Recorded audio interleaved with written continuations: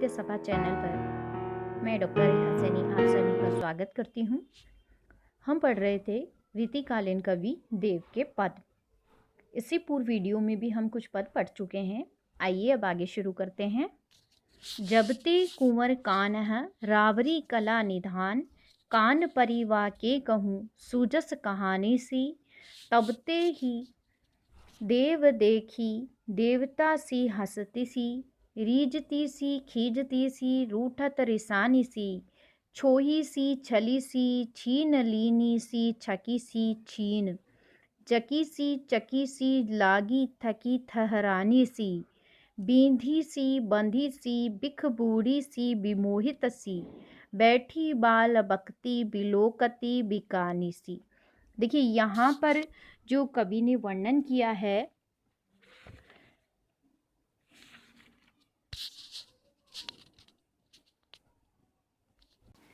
यहाँ पर जो कवि ने वर्णन किया है उसमें कोई सखी कृष्ण से कहती है, क्या कहती है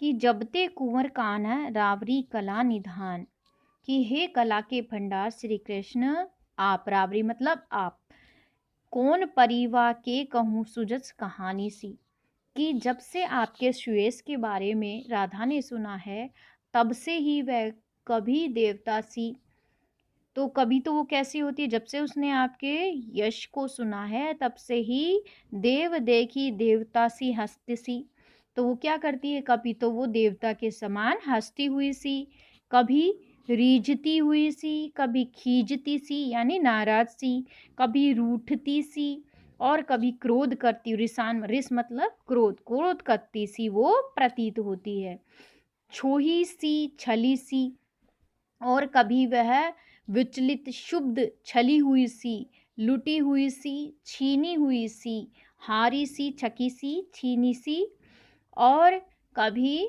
परेशान सी प्रतीत लगती है, थकी हारी सी मतलब वो परेशान सी लगती है, वह थकी हुई सी और जहर में डूबी हुई सी, बींधी सी बंधी सी, बिख बड़ी सी, विमोहित सी, वो ऐसी प्रतीत हो रही है जैसे उसे किसी ने मोह लिया हो, बिंध गई है, उसे किसी ने बेध डाला हो और बांध दिया हो, वह थकी हुई सी, जहर में डूबी हुई सी, मोहित सी और बिकी हुई सी लगती है, बैठी बाल बकती बिलोकत बिकानी सी, और वह बाल राधा बकवास करती सी बिकी हुई सी लगती है, यानी वो कुछ भी बोलती रहती है, क्या बड़बड़ाती रहती है, वह अपने ध्यान में डूबी रहती है, अपने आप से ही वो बोलती रहती है, बकती यानी अपने आप से ही वो बकबक करती रहती है, बोलती रहती है। इस प्रकार से जब से श्री कृष्ण आपका उसने यश सुना है तब से उसकी स्थिति, उसके भाव इस प्रकार से हो गए हैं कि वो बहुत अजीब अजीब सी लगने लगी है। यहाँ पर कवि ने क्या बताना चाहा है कि पूरे पद में कवि ने दिखाया है कि जो राधिका की स्थिति है, वो जब से वो श्री कृष्ण के बारे में सुनती है, यानी उनके प्रति राधिका पूर्णतः अनुरक्त हो गई है, और जो उसकी स्थितियां हैं, उसके हाव भाव है, उसकी चेष्टाएं हैं, उनको यहाँ पर कवि ने स्पष्ट किया है। नीचे मैंने कुछ कठिन शब्द दिए हुए हैं, आप इन्हें देख लेंगे, ठीक है। अब चलते हैं आगे। अगला पद देखिए। अगले पद में कवि ने दिखाया है कि जो प्रियतम श्री कृष्ण है, उनका ध्यान करते ही उनके पर्त लिखते समय जो राधिका की स्थिति हो जाती है, वो किस प्रकार से उसकी स्थिति है, उसी का वर्णन यहाँ पर उन्होंने किया है। आइए देखते हैं।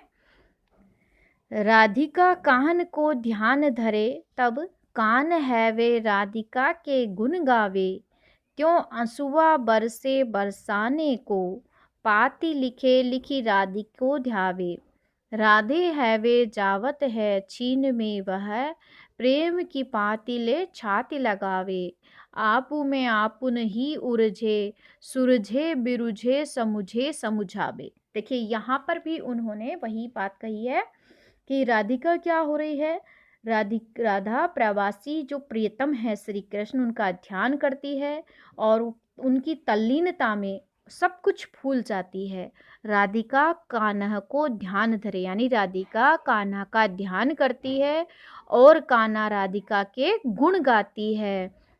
जो आंसुओं बरसे बरसाने को, और क्या करती है वह स्वयं श्री कृष्ण को समझ बैठती है, स्वयं को, यानी अपने आप को क्या कर रही है वो, राधिका कान्हा है वह राधिका के गुण का, और स्वयं ही राधिका कान्हा बन जाती है, अपने आप को कान्हा समझने लगती है और आंसुआ बरसे बरसाने को, और क्या करती है स्वयं गुणों का बखान करने लगती है और आंखों से आंसू बहाने लगती है। वह बरसाने को पत्र लिखती है कि स्वयं ही कृष्ण बन गई है और स्वयं ही आंसू बरसा रही है, और स्वयं ही बरसाने को पत्र लिखती है। और लिखकर राधिका क्या कहती है, लिखी पाती लिखी राधिका को ध्यावे, और राधिका का ध्यान करती है। राधिका कौन, स्वयं है, परंतु अपने आप को कृष्ण समझ रही है और वो सोचते हुए क्या लिखती है, क्षण भर में वो राधिका बन जाती है। पहले तो वो कृष्ण बन जाती है और बरसाने को पत्र लिखती है, राधिका को ध्यान करती है, और फिर थोड़ी देर में वो स्वयं ही राधा बन जाती है। राधे है वह जीवित क्षण में, और थोड़ी देर में वो राधा बन जाती है। वह प्रेम की पाती ले छाती लगावे, और जो उसने पत्र लिखा था उस प्रेम की पाती को अपने सीने से लगा लेती है। प्रेम भाव से विभोर होकर वह अपनापन भी भूल जाती है कि मैं कौन हूँ, और आपू में आपुन ही उलझे, और अपने आप में ही वो स्वयं उलझ जाती है। सुलझे बिरुझे समझे समझावे, और फिर स्वयं ही संभलती है, स्वयं को राधा ही समझती है, और फिर क्या करती है, अपने आप में ही उलझ पड़ती है। कभी वह उलझन को दूर करती है, कभी उलझती है, और फिर स्वयं को समझाती है कि कभी तो वो स्वयं ही उलझ जाती है, फिर सुलझती है, और फिर अपने आप को ही समझाने का प्रयास करती है। इस प्रकार से राधिका अपने आप को सांत्वना दे रही है। श्री कृष्ण के विरह में विरक्त होकर वो स्वयं ही पत्र लिखती है और स्वयं ही राधा ध्यान करती है और बरसाने को पत्र लिखती है, और उसी पत्र को स्वयं अपने हृदय से लगाती है और वापस राधिका बन जाती है, और फिर अपने आप को फिर समझाती है। इस प्रकार से पूरे पद में कवि ने दिखाया है कि राधा की जो मन स्थिति है श्री कृष्ण के विरह में वो किस प्रकार से हो रही है। ठीक है, आगे देखते हैं अगला पद। माँ, अब यहाँ पर जो श्री कृष्ण ने दिखाया है वो श्री कृष्ण के प्रति जो भाव हैं वो दिखाए हैं कविदेव ने किस प्रकार से, कि जो अहीर स्त्रियां हैं उनकी विशेषताएं, जो श्री कृष्ण के प्रति भाव रखती हैं, मक्खन दूध उनका किस प्रकार से वो रखती हैं, उन्हीं की जो विशेषताएं हैं उन्हें यहाँ पर उन्होंने स्पष्ट करने का भाव वर्णन किया है। माखन सो मन दूध सो जीवन है, दधि सो अधिको उर ईठी, जा छवि आगे छपा कर छाछ समेत सुधा, वसुधा सब सीठी। नैनन नेह चुने कवि देव बुझावत, बैन वियोग अंगीठी, ऐसी रसीली अहीरी अहे, कहू क्यों न लगे मनमोहन मीठी। देखिए, श्री कृष्ण को जो मोहित करने वाली ये बालाएं हैं, अहीर की जो कन्याएं हैं, वो जो स्त्रियां हैं, उनका वर्णन करते हुए यहाँ पर कवि कहते हैं, माखन सो मन दूध सो जीवन, कि जो ये स्त्रियां हैं उनका मन कैसा है, मक्खन की तरह कोमल है, और इनका यौवन दूध की तरह पवित्र है और मधुर और पवित्र है। इनका हृदय दही से भी अधिक मन को भाने वाला है, दधी सो अधिक उर ईठी, इनका दही से भी अधिक मन को भाने वाला है। और जा छवि आगे छपा कर छाछ समेत सुधा वसुधा सब सीटी, और इन स्त्रियों का सौंदर्य इतना आकर्षक होता है कि उनके सामने चंद्रमा छाछ की तरह हीन और अमृत तथा इस धरती की समस्त पदार्थ निस्सार दिखते हैं। सुधा मतलब चंद्रमा, चंद्रमा भी हो उनके सामने कुछ भी नहीं है, यानी तुच्छ है, समस्त पदार्थ निस्सार है, तुच्छ है। नैनन नेह चुवे, इनके नेत्रों में सदा प्रेम भाव चमकता है, और इनकी बातें इतनी मधुर होती है कि वियोगिनी की अंतरांगिनी भी शीतल पड़ जाती है, कि यदि कोई वियोगी है, प्रेम वियोग में है, तो उनकी जो आग है वो भी शीतल पड़ जाती है। ऐसी प्रेममयी अहीर की स्त्रियाँ यदि श्री कृष्ण को प्रिय लगती है तो इसमें आश्चर्य की कोई बात नहीं है। ऐसी रसीली अहीरी अहे, कहो क्यों न लगे मनमोहन मीठी। तो ऐसी जो रसमयी है, जो शीतल है, इतने गुणों वाली है, ऐसी स्त्रियाँ श्री कृष्ण के मन में श्री कृष्ण को भाती है या मनमोहन को आकृष्ट करती है, तो इसमें कोई आश्चर्य की बात नहीं है। कहने का तात्पर्य यह है कि श्री कृष्ण ऐसी स्त्रियों को ही पसंद करते हैं, ऐसी नारियों को जो मन से तन से पूर्णतः स्वच्छ हैं, जिनका मन कोमल है और जो आकर्षणमयी है। ठीक है, तो यहाँ पर उन्होंने श्री कृष्ण के श्रृंगारिक प्रेम को वर्णन किया है। नीचे मैंने यहाँ पर आपको ये कठिन शब्द दिए हुए हैं, आप देख लेंगे। ठीक है, आगे चलते हैं। अगला पद है, इस अवतरण में बसंत ऋतु के आगमन का उन्होंने वर्णन किया है कि उस समय जो वातावरण है, वसंत ऋतु है, किस प्रकार से पूरे वातावरण को प्रभावित करती है।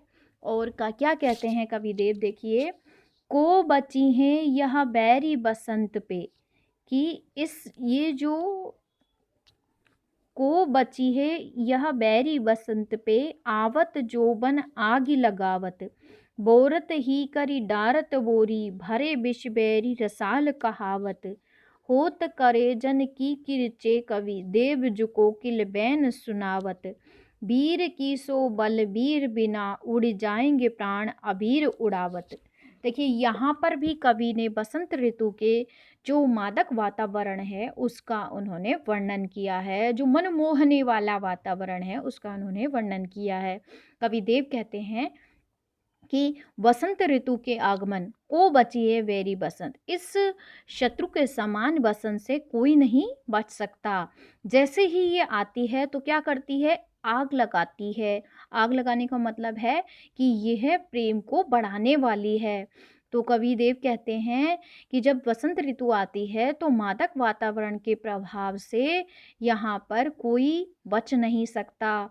और यह बैरी बसंत क्या करती है, वन में आग लगाती हुई प्रतीत होती है, क्योंकि गोपियाँ यहाँ पर वियोगिनी हैं, विरहिणी हैं, अर्थात बैरी बसंत तो कामोद्दीप्त करता हुआ प्रतीत होता है। और इसके आने से क्या हो रहा है, आग अग्नि जो विराहाग्नि है और अधिक प्रज्वलित हो जाती है। होत करजिन की कीरचे कवि, देवजू कोकिल बैन सुनावत।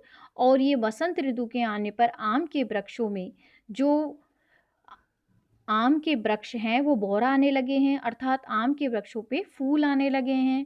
उन फूलों की मादक सुगंध क्या कर रही है, पागल कर देती है। भरे विष बैरी रसाल कहावत, होत करे जन की किरजे कवि, देवजू कोकिल बैन सुनावत। और जो कोकिला है, कोकिला कौन, कोयल।